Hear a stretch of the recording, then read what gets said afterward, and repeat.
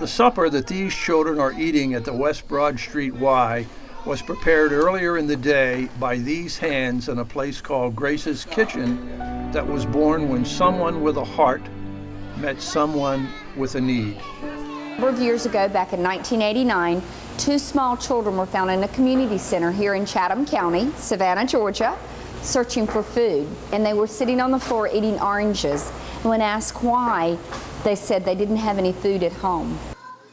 To Grace Neises and a group of her friends, the idea of children having to break into a warehouse to get something to eat was just unconscionable. Kids Cafe was their answer. Thank you. It started with this group of people going to restaurants and picking up food and bringing it back to a central place and putting all the food together and then distributing it out to different places throughout town. Not by bread alone, though. Kids Cafe also feeds a steady diet of homework to young minds as a part of a comprehensive afternoon program. It's so like her. The whole connection of giving them an education and a good meal. It's so feminine and well, mothering, I think. And I think that was something she was really born to. The success of Kids Cafe was threatened after a few years when they lost their building and had to find a new home. In January of 2010, ground was broken at Second Harvest for a facility very appropriately called Grace's Kitchen. When we realized we were losing the kitchen we were in and we were going to have to either move to another kitchen or build a kitchen, I talked to Grace on the phone and said, we're trying to decide what we're going to do. We can go to another kitchen. And she said, well, it's not a question of if you're going to go to another kitchen. You can't stop feeding the children. So let's talk about how many children are in Chatham County and how many children need to be fed. And let's talk about how we're going to do it. 1, 2, 3. While Grace was busy with food, Jack Neises was providing shelter through the good offices of Habitat for Humanity, where he learned not just carpentry skills, but also the critical importance of not messing things up around your friends. You don't want to be the person who you point to and say, we have to redo what he did. There's nothing worse than being one of the guys that creates redo work. Habitat for Humanity builds houses and so much more. Today, 38 homes shelter families thanks to Jack's team, and each one is a reminder of the sweat that went into the building. And we always gave them a hammer to remind them that we did it with our hands and take good care of it.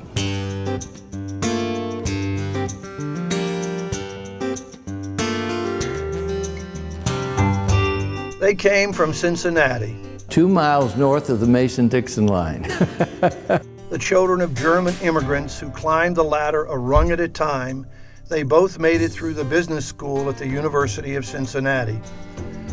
They married out of college, and then Jack went into the Air Force and was swept off to Korea and learned firsthand a healthy skepticism for what the government tells you. The Quartermaster Corps said it was a mild-temperate climate. First night I got there, I had stateside uniform on, which I slept in, my overcoat and everything. And I said, I'm going to die here. I'm going to die here. It was so cold. When he returned from Korea, Jack got an MBA from Harvard and then started working his way up the corporate ladder while Grace never took her eyes off their 3 children. It was while he was at Xerox that fortune came knocking. I was looking for some money to do a spin out, and I made a number of visits to various venture capitalists, and 2 of them were starting a firm. And they said, have you ever thought about venture capital? And I said, yeah, that's why I'm here. I need some. The result was an ownership stake in Charles River Ventures, a venture capital organization that bankrolled opportunity. And that's what we were all about in venture capital, trying to find those people and give them the money that they needed to start their business. Charles River was spectacularly successful, and Jack along with it. Men on a meteor, things were really growing rapidly. On a parallel track, Grace took on management duties for a surgical practice in Boston. In 1992, the couple brought that energy to Savannah in a novel interpretation of retirement.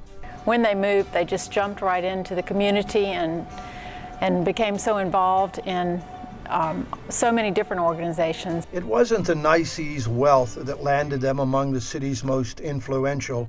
It was the talent they brought to the table. She wasn't just another pretty face on the board. She got in, she could look at a financial statement, take it apart. Bring those skills, knowledge, and expertise that they have that the organization could not afford to go out and buy. Past director Stephen High envisioned a Jepson Center that would be Savannah's living room. That vision is a reality today, in part because of Jack Neises' leadership at the Telfair. Making the Telfair transition from two old houses, so to speak, to a major museum. And it was really during his role as president of the Telfair that the construction and design of this new building really took place. So Jack was very instrumental in all of the aspects of the design approval, construction approval, and then the ultimate construction of the building. This was an extremely complex building from every aspect. The design was unique, construction and technical issues were very complex. Sourcing the raw materials and the logistics associated with bringing in raw materials from all over the world, was complicated and expensive. And then, of course, raising the funds. It required a huge effort to mobilize the philanthropy in Savannah and raise the money to build a building of this stature and of this complexity. So Jack's role as president was critical to the success of this building. Jepson is one touchstone of the community's vitality. The Olympics were another where the Neises had major roles, and Jack got to show off his prowess with a hammer. The accomplishment of building a 9,000-seat auditorium on River Street was quite a feat. And I think because he did such a great job and the whole event was successful, we had 100 days and we really did a lot, and Jack got his feet wet, and I think he never stopped. Hot on the heels of the Olympics, the restored grandeur of the Lucas Theater was unveiled. A renovation whose $14 million price tag didn't make Grace Neises flinch one bit. We explained it was not going to be an easy road, but that just seemed to give Grace that much more drive to be involved, because she saw the potential of the Lucas and she saw how beautiful it could be. She understood the impact that arts can have on a community and how the arts touch everybody. And I think she wanted to be a part of that and making sure that the Lucas could reemerge to be really the crown jewel that it is.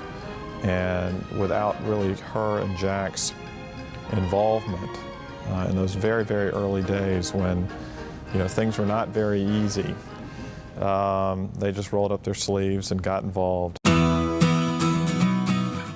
And then there was the time the family went mountain climbing, and halfway up, Grace remembered she had left the beans on. She climbed back down alone, turned off the beans, and then climbed back to rejoin her group. Unbelievably, all of a sudden, chugging up the top of the trail, she comes. And she made it, and it just shows how determined she is in everything. Maybe unstoppable is the word that would describe them. Unstoppable is the word to describe both the Neises and the city where they have invested their time, their money, and their hearts. They really loved Savannah, and my dad still does. And I mean, just profoundly. They so embraced everybody in Savannah. They were here and they were your friend immediately because they were truly interested in you as a person. And they liked each other so much. Yes. That was so nice. You knew they had fun together. You didn't know one without the other. They were kind of inseparable. They were the ones that you really kind of envied their relationship. For them to come here as newcomers from New England and to have that sense of place that Savannah has that's so important. And they understand today's challenges and today's opportunities, and knowing what it takes to make those opportunities real. And they're always very relevant. They're always living in today. They are forces of nature. They have boundless energy and extremely strong wills. I would say it was marriage made in heaven.